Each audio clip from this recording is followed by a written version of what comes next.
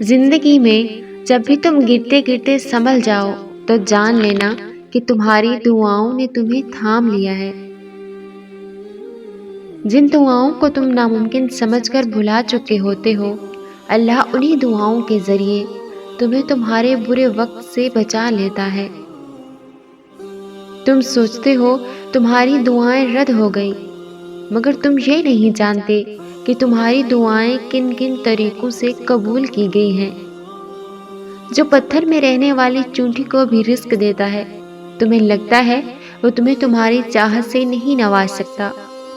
جو بے زبان پرندوں کی بھی آواز سن سکتا ہے، تمہیں لگتا ہے وہ تمہارے دل کی کیفیت سے ناواقف ہوگا؟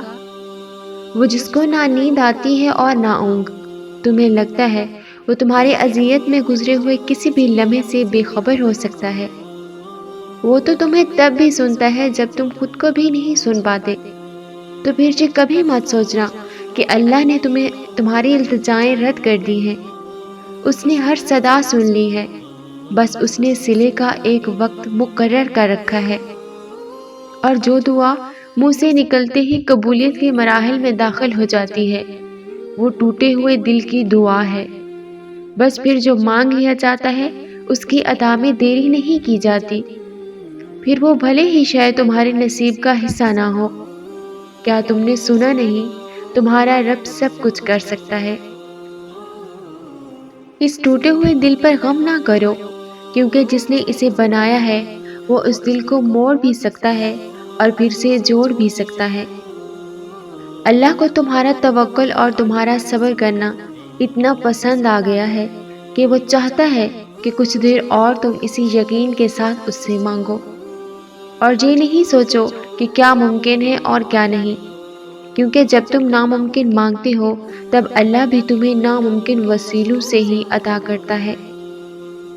تہجد میں مانگی گئی ہر دعا قبولیت کی دعا ہے، اور جو تمہارے دل میں دعا کی ترغیب لایا ہے اسی نے اس کو قبول کرنے کا بھی تم سے وعدہ کر رکھا ہے، اور وہ وعدہ خلافی نہیں کرتا۔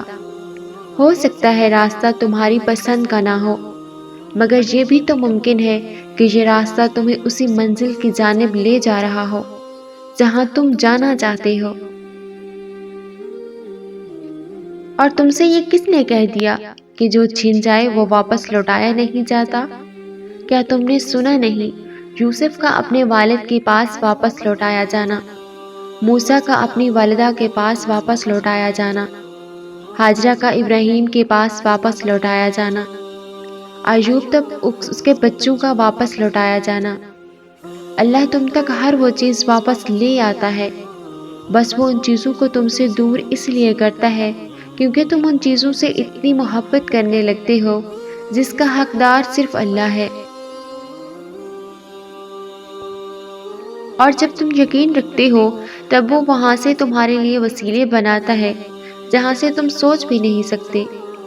تو پھر دعا کرنا کبھی مت چھوڑنا، صرف اس لیے کہ حالات ابھی تک نہیں بدلے۔ ایسا نہیں ہے کہ حالات اب کبھی نہیں بدلیں گے، تبدیلی کائنات کا اصول ہے، اور اللہ اپنے بندوں کو کبھی بھی مسلسل تکلیف میں نہیں رکھتا۔ ہو سکتا ہے تم نے عارضی خوشیوں کا سوچ رکھا ہو اور اللہ نے تمہارے لیے مستقل خوشی کو چن رکھا ہو، کیونکہ تم وہ کبھی نہیں جان سکتے جو اللہ جانتا ہے۔ حقیقت کو تسلیم کرنا مشکل ہے، مگر یہی تو توکل ہے۔ کچھ دل کو نہ بھائے اسے بھی اللہ کی رضا کے لیے دل سے لگا لیا جائے، اور وہ تم سے بس تمہارا یقین ہی تو مانگتا ہے۔ بالکل ویسے ہی جب نوح کو شکست اپنے سامنے نظر آ رہی تھی تب انہوں نے اللہ سے مدد کی التجا کی، اور جانتے ہو اللہ نے مدد کیسے بھیجی؟ اللہ نے طوفان بھیج کر نوح کی مدد کی اور انہیں فتح سے ہمکنار کر دیا۔ اسی طرح ہر مشکل یا ہر دکھ تمہاری تباہی بن کر نہیں آتا، اور اگر اللہ تمہارے مقدر کا فیصلہ تمہارے ہاتھ میں بھی تھما دے تب بھی تم اپنے لیے وہ نہیں سوچ سکتے جو اللہ نے تمہارے لیے سوچ رکھا ہے۔ تو پھر صبر کرو، کیونکہ اللہ جب تمہیں کنارے پر لا کھڑا کر دیتا ہے تب وہ یا تو تمہیں تھام لیتا ہے یا اڑنا سکھا دیتا ہے۔ جو وہ تمہیں تمہاری من پسند چیز کو کھو دینے کے خوف سے گزار کر اپنا آپ یاد کرواتا ہے۔ یہ اسی کے فیصلے ہیں کہ وہ تمہیں کب اور کیا دیتا ہے، تو پھر یہ کیوں ملا وہ کیوں نہیں ملا، یہ سوچنا تمہارا کام نہیں ہے۔ تمہارا کام بس دعا کرنا ہے اور یقین رکھنا ہے، کیونکہ تم خود اپنے لیے اچھے یا برے کا انتخاب نہیں کر سکتے۔ تم خود ہی خود کے ساتھ ناانصافی کرتے ہو۔ اللہ تمہارے ساتھ کبھی ناانصافی نہیں کرتا، اور یقین ہو اگر تو اللہ مچھلی کے پیٹ میں بھی امیدیں کن زندہ رکھتا ہے۔ جب تم مدد مانگتے ہو تب تم تک ان ذریعوں سے مدد پہنچتی ہے جن کا تم تصور بھی نہیں کر سکتے، جیسے نوح تک پہنچائی گئی، کیونکہ تم اللہ کی مصلحتیں نہیں جان سکتے، اور دعائیں تو ناممکن کے لیے ہی ہوتی ہیں، اور جو نوح کا خدا ہے وہ تمہارا بھی تو خدا ہے۔ اس صبر کے بعد اللہ تمہیں تمہاری چاہت سے نواز دے گا، اور جو تم نے مانگا ہے اس سے بڑھ کر تمہیں عطا کیا جائے گا۔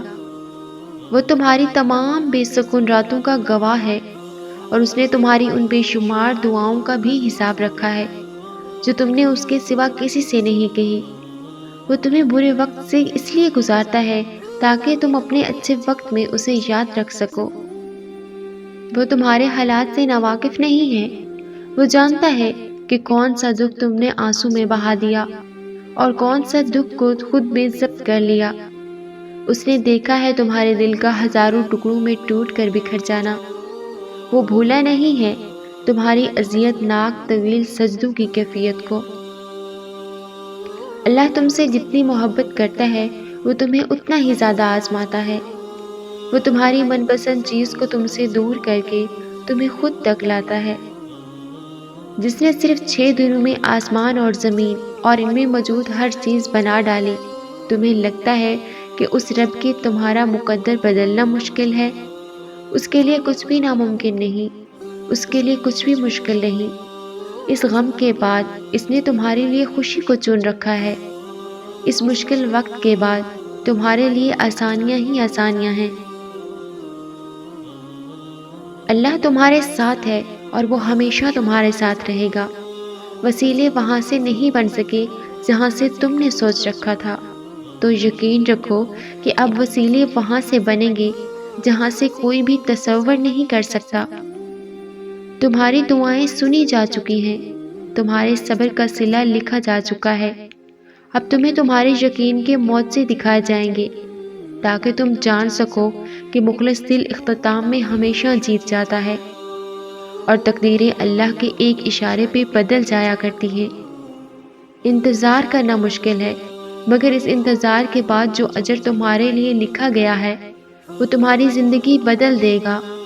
بس ہر چاہت سمیت خود کو اللہ کے سپرد کر دو، اور پھر دیکھنا وہ تمہیں کیسے اس ہر غم سے تمہیں آزاد کر دے گا۔ پھر تم اللہ کے فیصلوں سے کبھی مایوس مت ہونا، اور توکل رکھنا کہ اللہ کی وسعت تمہارے دل میں پیدا ہونے والے ہر خوف سے بڑی ہے۔ اس کا ایک گن تمہارے ناممکن معاملات کو ممکن بنا دیتا ہے۔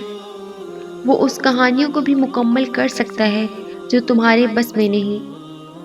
تمہاری دعاؤں میں اتنی طاقت ہے کہ تم اپنی دعاؤں سے اپنا نصیب بدل سکتے ہو۔ اللہ تمہارے دل میں کچھ نہیں ڈالتا سوائے اس کے جو وہ تمہیں دینے کے لیے تیار ہو۔ تو کیا ہوا جو تم کہہ نہ سکے؟ تمہارا اللہ تو دھڑکنوں کی تڑپ کو بھی سنتا ہے۔ جب اللہ انسان سے راضی ہوتا ہے پھر ہر کام انسان کی مرضی کے مطابق ہوتا ہے۔ محبت اللہ سے شروع ہو جائے تو ملاقات کی تڑپ فجر سے شروع ہوتی ہے اور تہجد پر ختم۔ تم خود سجدوں تک نہیں پہنچتے بلکہ سجدوں کو تم تک لایا جاتا ہے۔ محبت اگر عیب دیکھتی تو اللہ تعالیٰ کبھی ہماری طرف نہ دیکھتے۔ جس کہانی کی وجہ سے تم تہجد تک پہنچ جاؤ، اس کہانی کو اللہ تعالیٰ کیسے ادھورا چھوڑ سکتے ہیں؟ کچھ تو بہتر لکھا ہے اللہ نے، جو ہر دفعہ دل صبر کرنے پہ مجبور ہو جاتا ہے۔ تمہیں تہجد تک لایا ہے، اس کا مطلب سمجھتے ہو؟ اللہ تمہاری چاہ کو تم سے ملوانے کی تیاری کر رہا ہے۔ اے اللہ، مجھے اتنا بدل دیجئے کہ آپ مجھ سے محبت کرنے لگیں۔ تہجد کا مطلب ہی دعاؤں پر قبولیت کی مہر ہے۔ تمہیں بس قبولیت پر یقین رکھنا ہے، پھر اللہ کب اور کیسے تمہاری دعائیں قبول کرتا ہے تم دیکھتے رہ جاؤ گے۔ اور جب اللہ کی مدد تمہارے لیے آئے گی تب تمہارے آنسو، تمہارا تڑپنا ایسی خوشیوں میں بدلتا نظر آئے گا کہ تم خود حیران رہ جاؤ گے۔ دعا وہ معجزہ ہے جس کی کوئی انتہا نہیں۔ تم کچھ مانگو اور اللہ نہ دے، یہ اس کی شان کو گوارا نہیں ہے۔ حضرت موسیٰ علیہ السلام نے عرض کیا، خدایا میں تجھے کہاں تلاش کروں؟ اللہ نے فرمایا، ٹوٹے ہوئے دلوں کے پاس۔ اللہ کو منانے کے لیے الفاظ کی بھی ضرورت نہیں پڑتی۔ قربان جاؤں، اس کی محبت کا انداز کتنا سادہ ہے۔ تم دیکھنا، تمہارے صبر سے ایک دن معجزے وجود میں آئیں گے۔ مایوس کیوں ہو ذرا سی دیر پر؟ بھول گئے ہو کیا کہ تمہارا اللہ کون ہے؟